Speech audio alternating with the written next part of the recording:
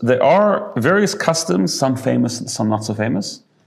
So we would maybe run through them because they might be of interest to people. Then I want to discuss a more general, broader concept here. Some people have a custom to play with a bow and arrow, unlike bow and arrow. I've even seen actually quite great people in Miron. In Miron every year there's this massive celebration. Well, this year maybe not so much because of the war and everything. But and I've seen people like shoot an arrow into the air. What's the?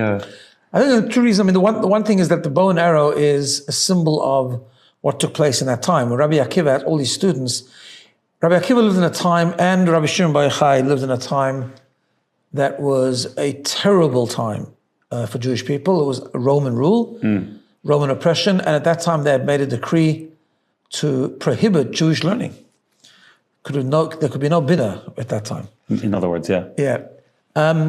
But a lot of them defied. So they used to gather students in secret and learn with them in caves and all this kind of thing. And then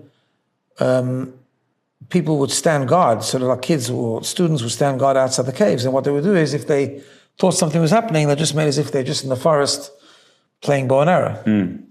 Similar to the dreidel a little bit. That's right. In Hanukkah, yeah.